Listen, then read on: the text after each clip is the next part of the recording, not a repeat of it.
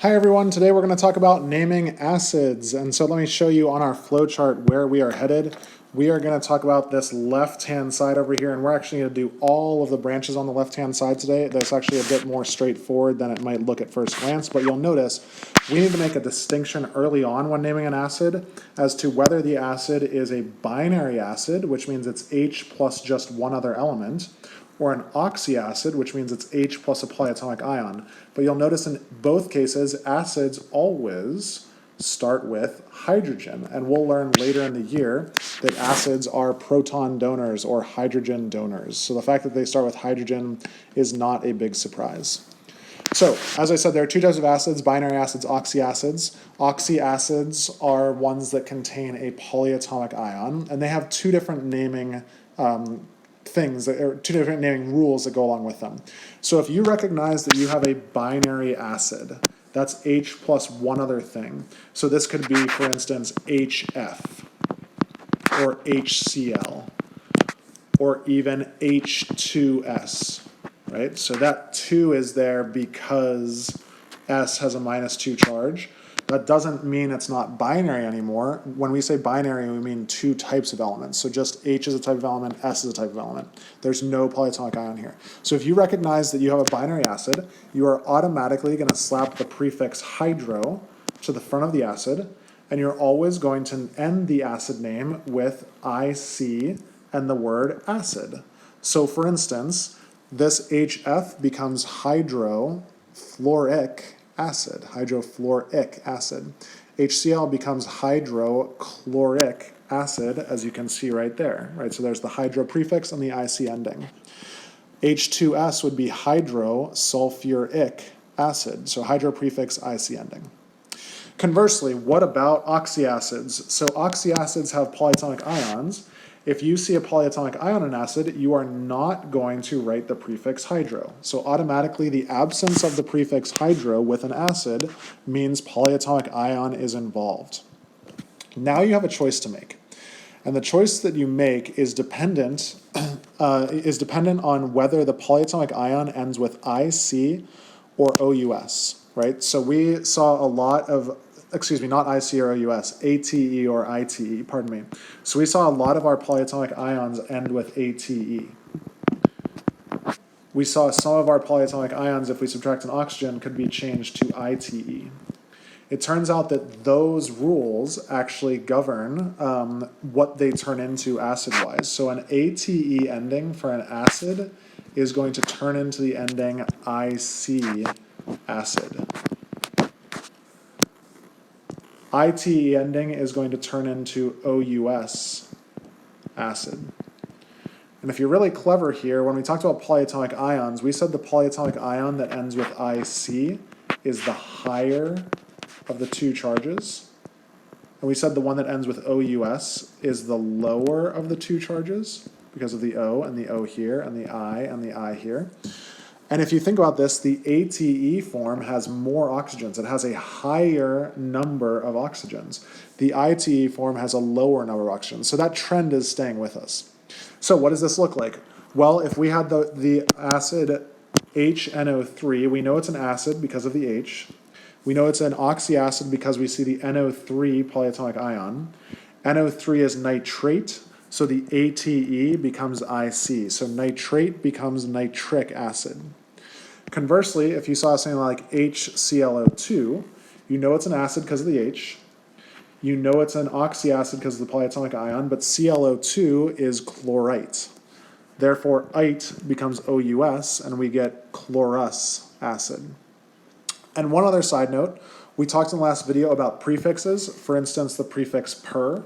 So here, again, we know it's an acid because of the H. We know it's an oxyacid because of the polyatomic ion, but that polyatomic ion is perchlorate. So if you have a situation like that, you carry that prefix. So this becomes perchlorate, 8 becomes ic, so it becomes perchloric acid. Now, some of you might be wondering, well, isn't H a nonmetal? Aren't these really covalent compounds? And yes, they are covalent compounds, but we still use the ionic naming rules because of the polyatomic ions that are involved. So let's dive in and let's get some practice. Let's start with the names and go from name to formula. So first off, we want to look for whether we have hydro or not. In our names, let's look at all three. Number 6 has hydro. So that means number 6 is the only acid here that is going to be binary. The other 2 are going to be oxyacids, or said another way, they're going to have a polyatomic ion. How do I know that? Because they lack that hydro prefix. So hydronitric acid. Let's talk about what that means. Well, first off, the fact that it's an acid means that H plus is the cation. Anytime there's an acid, H plus is a cation. So really for all of these, H plus is the cation. Now let's figure out their anion. So for the binary one, hydronitric, nitric came from nitrogen. Nitrogen is N with a -3 charge. So if I cross those charges together, I will get H3N. It's binary, so it only has 2 elements. Number 5 is an oxyacid. Number 5 is dealing with a cation that is a polyatomic ion. We need to figure out what polyatomic ion. Well, iodic, IC ending, means it came from iodate, right? 8 and IC go together. So iodate, you can look up iodate. Iodate is IO3 with a -1 charge. So if you cross those together, H plus 1, IO3 minus 1, you will get HIO3. Finally, sulfurous acid. Sulfurous acid we know is an oxyacid. Why do we know that? Because there's no hydro prefix. Sulfurous came from sulfite because ite and us go together. OUS-ITE. So H plus and OUS. In this case, sulfurous. Sulfurous comes from sulfite. If sulfate is SO4, that means sulfite is SO3. This one has a -2 charge. Cross your charges here and you will end up with H2SO3. Let's try going the other way. So what if we are given acids like this? Well, let's first find the ones that are binary. Right, so binary is just 2 elements, and let's automatically put in their prefix, right? So number 1, it's a friendly acid, right? It's high. It is going to start with hydro, because it's binary. And similarly, number 3 is binary, so it's also going to start with the prefix hydro. Number 2 and number 4, you'll notice, have polyatomic ions, so we can't give them the prefix hydro. Let's continue with these binary ones. Binary rules state that the ending of the anion is simply going to change to IC and acid. So HI is iodine. Iodine is going to become iodic. And then we will finish with acid. Remember, binary always, always, always has hydro, and it always, always, always has IC acid. So same deal with HBr. It's going to have its prefix hydro, and then bromine becomes bromic. IC ending, and we go to acid. We still have our hydro, we still have our IC acid. Now, in number 2 and number 4, you'll notice that we will not have hydro. Why will we not have hydro? Because we don't have a binary acid. Some of you might ask, well, how do we know this is an acid? The answer is it starts with an H. So the cation in all acids, no matter whether they're binary or oxyacids, always starts with an H.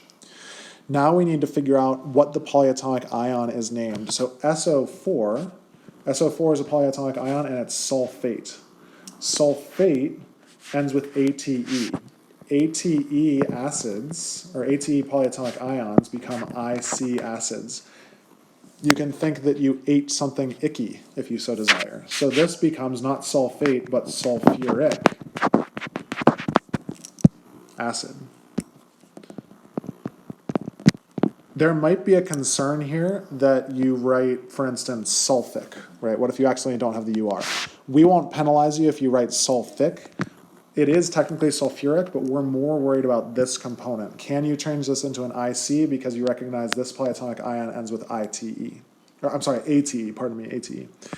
Down in number 4, you have the polyatomic ion IO, and that doesn't look very familiar because on your polyatomic ion list, all you see is IO3. But if IO3 is iodate, that means IO2 is iodite, which means this is hypoiodite. And remember that ITE acids change into OUS. So this one is going to become hypo, we keep that prefix, hypoiodite. not hypoiodite, but hypoiodous acid. And you might look at that and you might say, well, wait a second, I thought that only binary acids were the ones that get the hydro prefix, and you're right. This is not a hydro prefix, it's a hypo prefix. So that came because we have IO minus 1. That was based on our other rules about changing polyatomic ions to hypo or per prefixes based on it lacking a sufficient number of oxygens. But this is a different prefix than hydro. So this is your little rundown of acids. Definitely worth getting some extra practice while we name these.